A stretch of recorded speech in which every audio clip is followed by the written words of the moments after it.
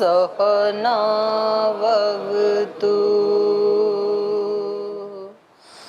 सहनौ भुनक्तु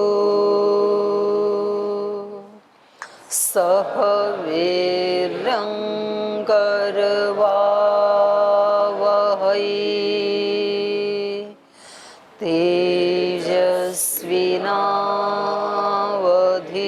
तेजस्विनावधीतमस्तु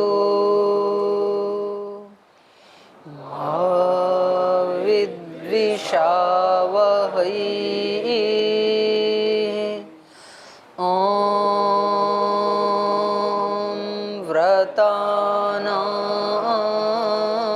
व्रतपते व्रतं चरिष्यामि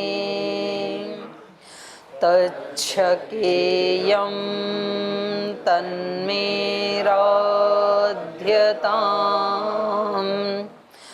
इदमहमनृतात् सत्यमुपैमि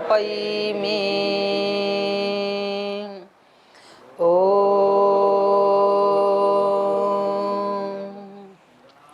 शान्ति शान्ति शान्तिः।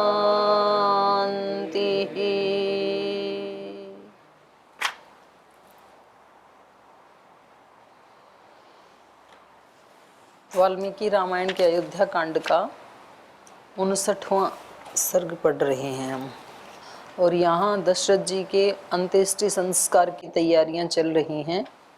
वाग श्रेष्ठ बोलने वालों में श्रेष्ठ महर्षि वशिष्ठ जी भरत जी को बताते हैं कि अब शोक को छोड़ करके और हमें महाराजा के महाप्रयाण की तैयारी करनी चाहिए। तो उनके ऐसे आदेशित किए जाने पर भरत जी सभी अपने परिचारिकों को बुलाते हैं और शिबिकायाम अथ आरोप्य नाना रत्न परिष्कृते, शिबिका में उनको आरोपित किया जाता है दशरथ जी को, उनके शव को।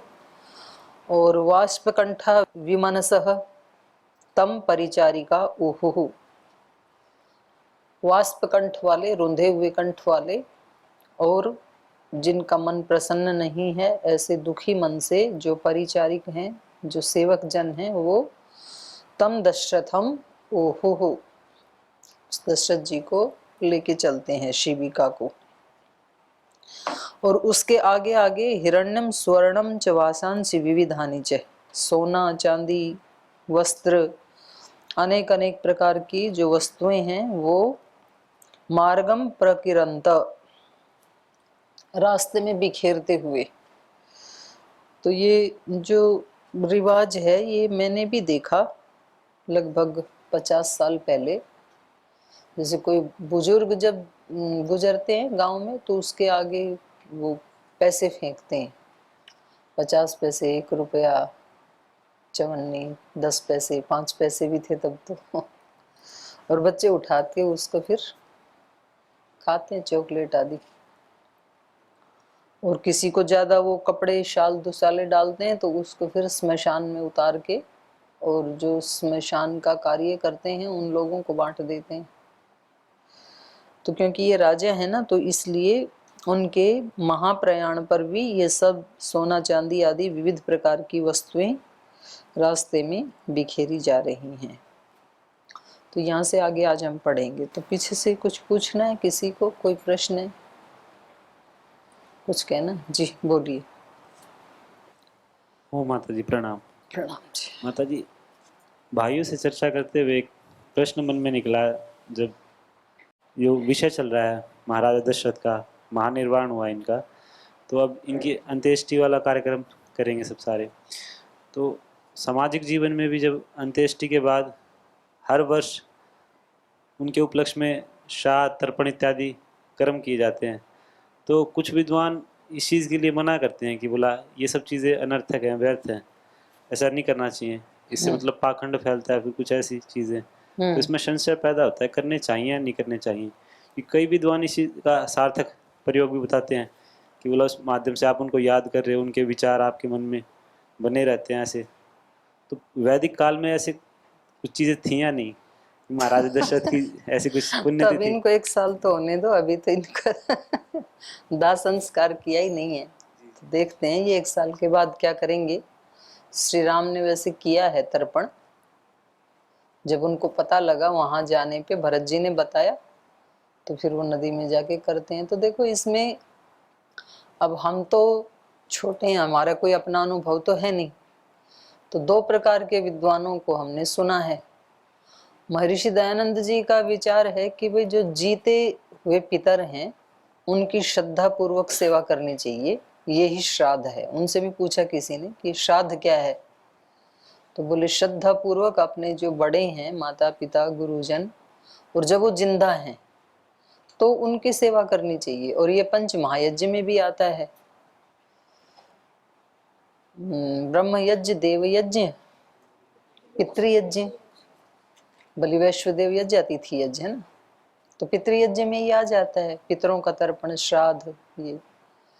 और जो अपनी वैदिक परंपरा है उसमें वानप्रस्थ की भी परंपरा रही है। एक निश्चित समय के बाद जो गृहस्थी हैं वो वानप्रस्थ में चले जाते हैं, और वानप्रस्थियों के लिए फिर एक ऐसा नियम बनाया था कि भाई उनको अमावस्या या पूर्णिमा को अपने घर बुलाना चाहिए, वो विशेष यज्ञ करके जाएं। और फिर उनको कुछ वस्त्र, कुछ खाने पीने की वस्तुएं वो उनको दे करके, फिर उनको गांव के बाहर कुटियाएं बनी होती थी वानप्रस्थियों की, उसी में रहते थे वो। तो उनके बच्चों को जब कोई कुछ पूछना है तो वो वहीं चले जाते थे पूछने के लिए, लेकिन महीने में 1 बार उनको बुलाते थे। और फिर उनके डेली यूज की जो वस्तुएं हैं, दाल चावल आदि जो भी, तो वो उनको दे के आते थे महीने का खर्चा। तो कभी घर बुला करके उनको दक्षिणा में देते थे श्रद्धा पूर्वक, कभी वहीं दे करके आ जाते थे। तो आज भी गांव में ये प्रथा है कि वो अमावस्या को, रात्रि को जागरण करते हैं, और उसमें वो भजन गाते हैं, पितर आए जी पावना। तो पितर वो आते थे जो कुटिया से आते थे, तो उनका शाम को सत्संग करते थे, भजन करते थे, उनसे अनुभव लेते थे। और पावना मतलब पावन करने वाला, पुए पौने। बड़े लोग आएंगे, हमें आशीर्वाद दे के जाएंगे, तो हमारे अंतःकरण को पवित्र करेंगे ना। जैसे अपने यहाँ 2 दिन पहले पूज्य स्वामी प्रेम विवेकानंद जी महाराज आए, तो अपने आशीर्वाद दे के गए, तो उससे हमारे अंतःकरण पवित्र होते हैं, तो इसलिए उसको पावना कहते हैं। अतिथि को भी पावना कहते हैं राजस्थान में, क्योंकि वो पावन करके जाता है हमें। तो ये तो हो गई महर्षि दयानंद की पद्धति कि भाई जो करना है जीते जी करो, श्रद्धा पूर्वक करो अपने बड़ों की सेवा, तो वो ही श्राद्ध है। और दूसरी जो एक विद्वानों की जो टीम है, तो उनका ये कहना है कि जैसे कभी कभी तो कोई अकाल मृत्यु भी चले जाते हैं, जैसे एक्सीडेंट आदि में, और या अन्य कोई दुर्घटना, आत्महत्या कर लिया जैसे किसी ने, तो कहते हैं कि उसका जीवन अभी बचा हुआ था, तो उसने, जैसे ऐसे होता है ना भाई, अभी अभी गाड़ी आई कंपनी से बन के, तो एक तो उस गाड़ी की सुनिश्चित आयु है कि भाई ये 10, 15, 20 साल चलेगी, कंपनी ने ही उसकी एक लिमिट बनाई है। और एक है कि अभी अभी निकली थी और कोई एक्सीडेंट हो गया, और अभी की अभी ही वो टूट गई, डैमेज हो गई, तो फिर उसको दोबारा कंपनी में भेजते हैं। तो वास्तव में ये इस गाड़ी की पूरी आयु नहीं हुई थी, बीच में ही किसी भूलवश एक्सीडेंट हो गया। तो ऐसे ही इस शरीर की भी जो औसत आयु है, जो उसके जाति आयु भोग के अनुसार उसको मिली थी, तो उसमें एक तो औसत आयु होगी कि भाई मनुष्य योनि है तो 100 वर्ष रहेगी, कुत्ते की योनि है तो 20 वर्ष रहेगी, ये औसत आयु होगी। अब इस 100 में से भी हमारे जैसा कर्माशय था, मानो पिछले जन्म में हमारा कर्माशय शरीर से संबंधित ज्यादा स्ट्रॉन्ग नहीं था, तो हमें ऐसा मनुष्य का शरीर तो मिल गया, लेकिन ये हमारा शरीर 100 साल नहीं चलेगा, क्योंकि वो इंद्रियां हमारी इतनी वीक हैं, हल्की हैं, कि वो मुश्किल से 50, 60, 70 साल चल पाएंगी। तो इस व्यक्ति की, इस खास व्यक्ति की, इस आत्मा की आयु कितनी हो गई? 70 साल। अब इसमें से भी अगर कोई 20-30 साल में किसी दुर्घटना में, किसी नाराजगी में, परेशानी में जैसे भी मर गया, तो फिर उसको अगला शरीर अभी मिलेगा नहीं, उसको वेट करना पड़ेगा। अगर किसी की 20 साल में ही मृत्यु हो गई, आयु थी उसकी 70 साल, तो अब उसको 50 साल वेट करना पड़ेगा। तो वो आत्माएं जो हैं वो फिर भटकती रहती हैं। और कुछ लोगों ने बताया कि वो बहुत परेशान होती हैं, खाना पीना उनको कुछ भी मिलता नहीं है, यद्यपि उनको शरीर नहीं है, स्थूल शरीर तो नहीं है, पर सूक्ष्म मन उनके साथ है। तो वो बहुत परेशान होते हैं और उनको फिर कोई दे तो फिर वो ले लेते हैं। तो सांख्य दर्शन में तो आया है ये, उसमें प्रेत योनि भी आई है, वायवीय शरीर बताया है उनका, कुछ देव योनियों का तेजस शरीर बताया है। पार्थिव तो नहीं होता है, पर ये योनियां भी हैं, ऐसा दूसरे लोगों का मत है। तो वो कहते हैं कि उनके नाम से जो दिया जाता है तो उनको तृप्ति होती है। तो ऐसे भी बहुत चल रहे हैं आजकल, तो खास करके बहुत चल रहे हैं। और कहीं कहीं लोग जाते हैं ना, तो वो कहते हैं आपके पितर नाराज हैं तो उनके नाम से ऐसे करो तो वो खुश हो जाएंगे। और उन लोगों का पता नहीं वो साइकोलॉजिकल है या सच है, अब हम उसके बारे में ना कुछ भी अपनी तरफ से कहना तो ये अनधिकार चेष्टा हो जाएगी। लेकिन वो कहते हैं कि जी हमने ऐसे किया, तो फिर वो शांत हो गए। उसके बाद पहले तंग करते थे, बाद में तंग करना बंद हो गया। तो अपने को दूसरे वाला तो चलो पहचान में नहीं आता है, पर पहले वाला तो ठीक से समझ में आ ही रहा है कि जो भी अपने माता पिता गुरुजन हैं, बड़े हैं, और जब वो जिंदा हमारे सामने हैं तो फिर हमें श्रद्धा पूर्वक ही उनका आज्ञा पालन करना चाहिए, उनकी सेवा शुश्रूषा करनी चाहिए। तो एक श्राद्ध तो हम कर ही सकते हैं, रामायण वाला फिर देख लेंगे इनके 1 साल बाद। अभी तो अंत्येष्टि के लिए शिबिका में रखा है शरीर को। ठीक, और कोई प्रश्न है किसी का? बोलो। ओम दीदी जी प्रणाम। दीदी जी जब शव यात्रा निकलती है तो उसके आगे आगे पैसे मेवे ऐसे लुटाए जाते हैं, तो उनके परिवार वाले या जो भी उनके पीछे चल रहे हैं सब शोकाकुल हैं, तो किस भाव से वो लुटा रहे हैं, क्या सोच के लुटा रहे हैं? उनका दान पुण्य करने की, कि हम इनकी इस आत्मा को शांति मिलेगी, इनके निमित्त कुछ दान दे रहे हैं, दूसरों को सुख दे रहे हैं, बच्चे खुश होंगे, बड़े भी कोई उठाएंगे तो आशीष देंगे, ठीक भाई अच्छे स्वर्ग लोक को जाना। ऐसा आता है मन में? वही जिसका पेट भरेगा वो दुर्शिष तो दे नहीं सकता, कम से कम आशीष ही देगा, खुशी तो मनाएगा ना थोड़ी सी। ऐसा खुश तो होते हैं लोग, बच्चे तो होते हैं, अरे बड़े भी होते हैं। आजकल तो इतना बुरा प्रचलन है कि जैसे किसी के घर में कोई बूढ़ी माँ या बूढ़ा पिता हो, तो जो जवान जवान बहनें हैं वो पहले से ही तैयारी करने लग जाती हैं, बोल तेरे सास मरेगी तो हमें भी बुलाना। जैसे वो ये होता है ना भाई, अभी 1-2 साल में मरी जाएगी बेचारी, या कोई बड़ा है, तो बोले तेरी सास काफी बूढ़ी हो रखी है, जब ये मर जाएगी तो हमें बुलाना। और वो कहती है हाँ देखना हम तो लड्डू भी बनाएंगे, जलेबी भी बनाएंगे, जब आओगे ना तो देखना आपको क्या क्या खिलाएंगे। सच में बना के रखते हैं। तो उसमें रोने वाला तो कोई एक होता है जिसका उसके साथ संबंध था, और बाकी तो नाचते हैं, गाते हैं, ढोलक बजाते हैं, पूरा गाड़ी भर के जाती है। तो बच्चे खुश नहीं होते, बड़े भी खुश होते हैं कि हमें वहां जाएंगे तो लड्डू पूरी सब मिलेंगे, उनका घर देख के आएंगे कैसा घर है,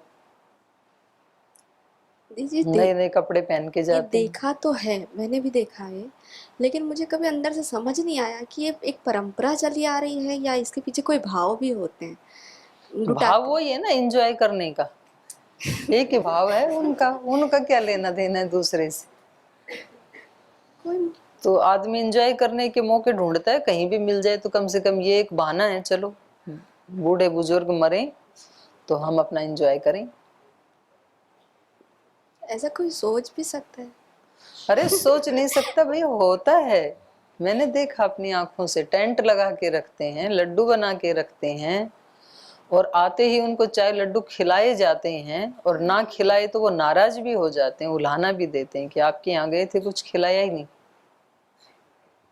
दीदी दीदी देखा मैंने भी है, लेकिन मुझे अंदर से समझ नहीं आता कि तो ये अब क्या इसको आप ठीक करो। अब ये अगली जिम्मेदारी आपकी है कि भाई यज्ञ किया करो, 12 दिन तक वेद पाठ किया करो, सब आकर के उसमें आहुतियां डालें, भजन करें, सत्संग करें, एक सात्विकता का वायुमंडल क्रिएट हो। तो ये तो निश्चित है, जो 12 दिन उस वो व्यक्ति बैठता है, क्योंकि भाई किसी के घर से कोई व्यक्ति जाता है तो झट से जो हमारे चित्त की स्थिति है वो पूर्ववत नहीं होती है। मनुष्य की तो बात छोड़ो, जैसे किसी का कोई पालतू कुत्ता बिल्ली गाय भैंस भी जब मर जाती है तो कुछ दिन उस व्यक्ति के चित्त के ऊपर थोड़ा शोक रहता है उसके प्रति, तो मनुष्य है तो थोड़ा ज्यादा होता है। तो उस समय उसको ये कहा जाता है कि भाई आप शांति से बैठो, और कोई को गरुड़ पुराण उसमें लगाते हैं, कोई भागवत लगाते हैं, कोई गीता लगाते हैं, तो स्वाध्याय करो। और दूसरे लोग भी उसके पास आकर के उसको सांत्वना देते हैं कि कोई बात नहीं, वो चले गए तो हम आपके साथ हैं। तो एक भ्रातृत्व का भाव और एक अपनत्व का भाव प्रदर्शित करने के लिए आते हैं। ये तो परंपरा ठीक है, पर यदि इसको विकृत करके कि पहले बोलचाल थी नहीं और आज भी आके बैठ गए, और जिसका पिता या माँ मरा है उससे नहीं बोलना, तो दूसरों को दिखाने के लिए आके बैठ गए और फिर उठ के चले गए, तो वो फिर उसका विकृत रूप है, उससे कुछ फायदा नहीं होता है। तो हर परंपरा का एक तो अपना वास्तविक रूप होता है, वो तो ठीक है, वो तो किसी न किसी निमित्त से ही बनाया था हमारे बड़ों ने, और यदि हमने उसको विकृत कर दिया तो वो फिर हमारा दोष है, हमारा अज्ञान है। धन्यवाद दीदी। और कोई प्रश्न है किसी का? चलें आगे। चलो जी। हिरण्यं च स्वर्णं च वासांसि विविधानि च प्रकीरन्तो जना मार्गं नृपतेरग्रतो ययुः चन्दननागरुर्निर्यासान् सरलं पद्मकं तथा देवदारुणि चाहृत्य चितां चक्रुस्तथा परे ततः संवेशयामासु सुश्चितामध्येथ भूमिपं तथा हुताशनं दत्त्वा जेपुस्तस्य तं ऋत्विजः। चंदन अगर निर्यासान सरलम पद्मकम तथा, निर्यासान गुगुल और सरल ये भी कोई ऐसा ही पदार्थ होता होगा डालने वाला, पद्मक उसके कमल के बीज, और देवदारू जिसमें गंध आती है ना, जो श्रद्धाचार्य जी के ऑफिस में लगी हुई है लकड़ी, उसको देवदारू बोलते हैं। जो यहाँ हिमालय में बहुत सारे पेड़ हैं तो उसमें गंध बहुत आती है। तो इन सब का प्रयोजन ये है कि शव जलेगा तो उससे दुर्गंध ना आए बल्कि सुगंध आए। तो दुर्गंध को रोकने के लिए ये वस्तुएं डाली जाती हैं, चंदन पाउडर, चंदन की लकड़ी, अगर की लकड़ी। अगर की लकड़ी वैसे आप देखेंगे तो उसमें कोई गंध नहीं है, पर जलने के बाद उसमें सुगंध आती है। अगर तगर जैसे सामग्री में भी डाला जाता है ना, और ऐसे ही चंदन आदि की, कमल के जो बीज हैं, तो ये सब जो सामग्रियां थी इन सब को आहृत्य, इन सब को लेकर के तथा अपरे चिताम चक्रुहु, जो दूसरे लोग थे उन्होंने चिता का निर्माण किया। ततः उसके बाद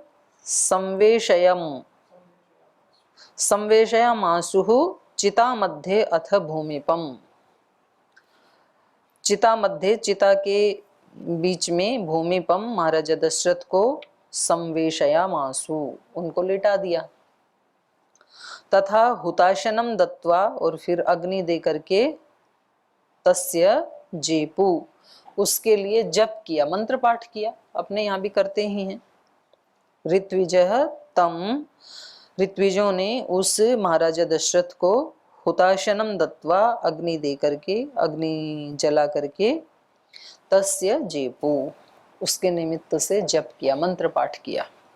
शिबिकाभिश्च यानैश्च यथार्हं तस्य योषितः नगरान्निर्ययोस्तत्र वृद्धैः परिवृतास्तदा प्रशव्यं चापि तं चक्रोर्ऋत्विजोऽग्निचितं नृपं स्त्रयश्च शोकसन्तप्ताः कौसल्या प्रमुखास्तदा ततो रुदन्त्यो विवशा विलप्य च पुनः पुनः यानेभ्यः शरयूतीरम् अवतेरुरो वराङ्गनाः कृतोदकं ते भरतेन सार्धं नृपाङ्गनामन्त्रिपुरोहिताश्च पुरं प्रविश्याश्रुपरीतनेत्रा भूमौ दशाहं व्यनयन्त दुःखम्। तो शिबिकाभिश्च यानैश्च यथार्हं तस्य योषितः, तो तस्य योषितः उनकी जो पत्नियां हैं अर्थात माता कौसल्या, सुमित्रा और कैकेयी, वो यथार्हम यानैश्च शिबिकाभिश्च, कोई पालकी में किसी यान में जैसा जिसका योग्यता थी, जो भी साधन मिला उसमें बैठ करके नगरात निर्ययुहु, नगर से बाहर निकले, क्योंकि स्मशान नगर से बाहर ही होता है। तत्र वृद्धैः परिवृत्ताः तदाह, और फिर जो भी बड़े लोग थे, वृद्धैः परिवृत्ताः, जो वृद्ध होते हैं वो चारों तरफ खड़े हो जाते हैं, तो उससे वो परिवृत्त था महाराजा का शव, और सब जो रानियां हैं वो भी अपने अपने पालकी और यान आदि में बैठ करके, और इन्होंने अर्थ किया है परिवृत्ता वृद्धि का मतलब अंगरक्षकों के साथ, महारानियां जो हैं उनके साथ उनके अंगरक्षक गए होंगे, तो उनके साथ वो सब नगरात निर्ययुहु, नगर से बाहर निकले। प्रशव्यं चापि तं चक्रुरित्विजोऽग्निचितं नृपं स्त्रयश्च शोकसन्तप्ताः कौसल्या प्रमुखास्तदा। और प्रसव्यं चापि तं चक्रु, और उनको राजा का जो शव है उसको प्रदक्षिणा की। ऋत्विजो अग्निचितं नृपम, और ऋत्विजों ने उनकी अग्नि को प्रज्वलित किया। स्त्रियश्च शोक संतप्ताः, इससे ये पता लगता है कि उस समय में स्त्रियां भी स्मशान में जाती थी, आजकल तो नहीं जाती हैं और कहीं कहीं तो जाते हैं, दोनों ही प्रकार की रिवाज है। जैसे अपने यहाँ तो जब सब भाई जाते हैं स्मशान में तो बहनें भी जाती हैं, लेकिन ऐसे गाँव में प्राय जाते नहीं हैं। तो उसका एक ही कारण है कि मतलब उनका थोड़ा कोमल होता है मन बहनों का, तो लगता है कि भाई कभी ये ज़्यादा ही रोना धोना करके और ये भी अग्नि में डाक मार दे तो क्या करेंगे, तो क्योंकि प्रवाह होता है ना, तो ऐसा हो सकता है, तो इसलिए शायद रोका होगा उनको। तो उसमें कौशल्या माता प्रमुख हैं, और भी जो रानियां हैं और जो अंतःकरण में रहने वाली जो भी बहनें हैं, परिचारिका आदि हैं, वो सब भी इसमें साथ गए और उन्होंने प्रदक्षिणा आदि की महाराजा की। ततो रुदन्त्यो विवशा विलप्य च पुनः पुनः यानेभ्य सरयूतीरम् अवतेरुर्वरांगनाः। तो फिर उनका शव जल जाने के बाद विवश होकर के रुदंत्य विलप्य च पुनः पुनः, रोती हुई जो महिलाएं हैं और जो दूसरे भी लोग हैं वो पुनः पुनः विलाप करते हुए सरयू तीरम, उस वहाँ सरयू नदी थी, नदी के किनारे ही उनको दाह संस्कार किया। सरयू तीरम अवते यानेभ्यः वरांगनाः, जो रानियां थी वो स्नान आदि करने के लिए सरयू नदी में उतरी। तो क्योंकि जब उसको जलाया जाता है ना, तो फिर वो उसके कीटाणु परमाणु जो भी हैं वो लगते हैं ना वस्त्रों पे। तो आज भी ये प्रथा है कि दाह संस्कार करके आकर के पहले स्नान किया जाता है। जैसे कोरोना में चला ना कि बाहर कहीं भी गया व्यक्ति मार्केट में सब्जी आदि लेने, तो घर में आते ही पहला काम है स्नान करो, कपड़े बाथरूम में डालो, उनको गर्म पानी में डुबो के रखो 2-3 घंटे। तो ऐसे ही ये है, शव को जलाने से जो भी अशुद्धि लगती है अपने को, तो उसको साफ करने के लिए नदी आदि में स्नान करते हैं या गंगा में करते हैं। यहाँ सरयू में किया इन्होंने। कृतोदकं ते भरतेन सार्धं नृपांगना मन्त्रिपुरोहिताश्च पुरं प्रविश्य श्रुपरीतनेत्रा भूमौ दशाहं व्यनयन्त दुःखम्। और कृतोदकम, उदक क्रिया करके माने स्नान करके और तर्पण आदि करके, भरतेन सार्धम श्री भरत जी के साथ, नृपांगना माने सभी रानियां, मंत्री पुरोहिताश्च सभी मंत्रीगण, सभी पुरोहितगण, सभी व्यक्ति, पुरम प्रविश्य तो जला करके वापस आ गई, कोई साथ तो जाता नहीं है। तो जो स्थिति महाराजा दशरथ जी की है वही स्थिति अपनी भी है। अभी कितने लोग साथ रहते हैं घर परिवार में, माता पिता, और ऐसे लगता है कि भाई ये व्यक्ति तो अत्यंत प्रिय है, लेकिन कितना भी प्रिय हो अंतिम साथ स्मशान तक ही होता है बस, उसके बाद कोई साथ नहीं जाता, कितना भी प्रिय क्यों ना हो कोई, क्योंकि उसका कोई रास्ता ही नहीं है ना जाने का, तो कैसे जाएंगे। तो यही सत्य है। तो यद्यपि इनको, भरत जी को अपने पिता अत्यंत प्रिय हैं, माता कौशल्या को भी महाराजा दशरथ बहुत प्रिय हैं, सभी मंत्रियों को भी, वशिष्ठ जी को भी, लेकिन सब अंतिम यात्रा स्मशान तक ही होती है, उसके बाद आ जाते हैं सब जला करके। तो ये भी उनका अंत्येष्टि संस्कार करके, सरयू में स्नान आदि करके, उनको तर्पण करके, और अश्रु परित नेत्रा पुरम प्रविश्य, अश्रुओं से भरे हुए नेत्रों के साथ इन्होंने अयोध्या नगरी में, पुरी में प्रवेश किया। और दशाहम दुखम भूमौ व्यनयंत, और उसके बाद ये 10 दिन तक जमीन पे ही बैठ करके शोक मनाया गया, राजकीय शोक मनाया गया महाराजा दशरथ का। तो कहीं 12 दिन होता है, यहाँ तो 10 दिन बोला है, लेकिन अगले श्लोक में त्रयोदशे दिवसे ऐसे कह रखा है, तो 13वीं की है ना फिर, तो इसका मतलब 10 दिन तक बैठते हैं, उसके बाद उठ के फिर अगले उसकी कार्यक्रम की तैयारी में लग जाते होंगे। तो 10 दिन तक उठता नहीं है, और कम से कम एक कोई पुरुष और एक महिला वो परमानेंट बैठते हैं। तो ऐसी ये रामायण भी उसकी वो दे रही है परिपाटी। यजुर्वेद में भी आता है एक जगह, 14वां या 15वें अध्याय में है एक मंत्र, वहां भी 12 दिन बैठने का उसमें जिक्र है। तो इसका कुछ जरूर होगा 12 दिन का ना, जो हमें पता नहीं होगा आजकल। तो उसको मतलब वो कुछ 2-3 दिन में ही उठ जाते हैं और उसको वो मानते हैं, रूढ़ी मानते हैं, लेकिन ऐसा नहीं है, इसका जरूर कोई तो कोई वैज्ञानिक कारण मिलेगा।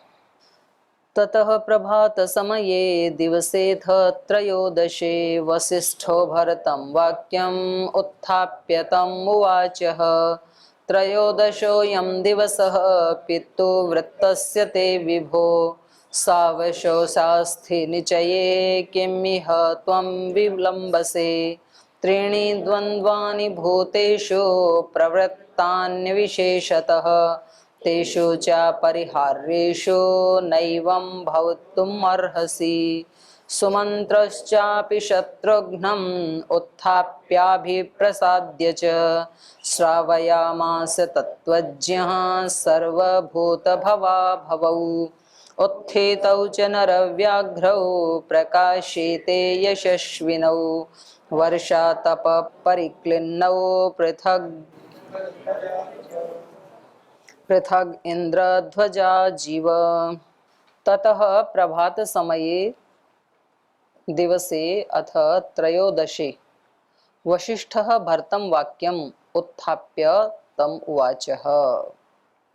तो 10 दिन बैठने के बाद 2 दिन कुछ उसकी तैयारी की होंगी और त्रयोदशे दिवसे 13वें दिन भरत जी